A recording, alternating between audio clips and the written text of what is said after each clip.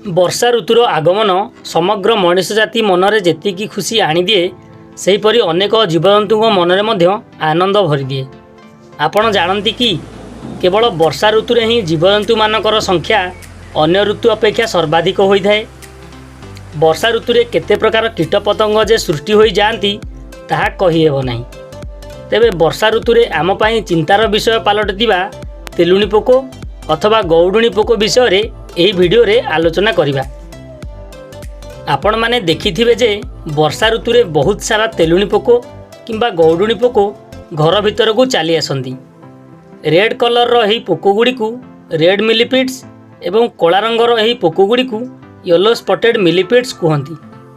Latin भाषा रे millipedes रो अर्थ हजारे पाद थिबा प्राणी, किंतु प्रकृत रे एमानकर हजारे पाद न थाए। तेबे एगुड़िक एते परिमाणर आसंती केउठु एवं कौन कले एगुड़िकर वंशवृद्धि होई परिबो नाही ताहा आपण जानती कि? तेबे चलंतु जानिबा।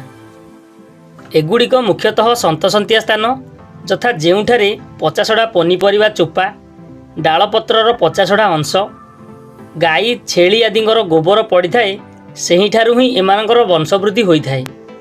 एमाने एकाथरके शह शह संख्यारे डिंब देउथिबा बेले एमानकर वंशवृद्धि बहुत शीघ्र होई थाए। एमाने साधारणतः डिट्रिटिवोरस अर्थात एमाने पचा डालपत्रर तरल अंश फिंपी और कबक इत्यादि खाई बंची थांती। हुए तो एगुड़िक मनुष्य प्रति क्षतिकारक नुहंती, किंतु एगुड़िकर खराब गंध और अपरिष्कार स्थानरू एमाने सृष्टि होइथिबारु मनुष्य एहाकु घृणा करे। एगुड़िक कामुडंती नाही, किंतु एगुड़िक हाइड्रोजन सियानाइड गैस छाड़ी थांती जहाँ मनुष्य पई सह्य होई पारे नाही। एमाने जदि आमर कोनोसी खाद्य रे पड़ी जांती तेबे से खाद्य विषाक्त होई जाए।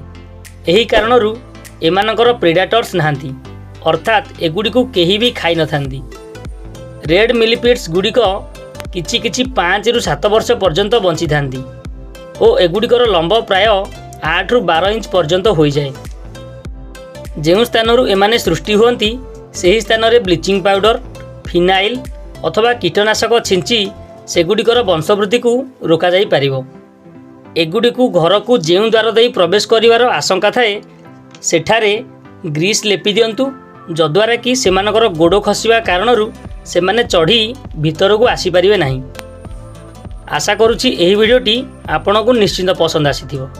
एहीपरि नॉलेजेबल वीडियो पई चैनल को सब्सक्राइब करंतु। आपणको बहुमूल्य समय देइथिबारु बहुत बहुत धन्यवाद।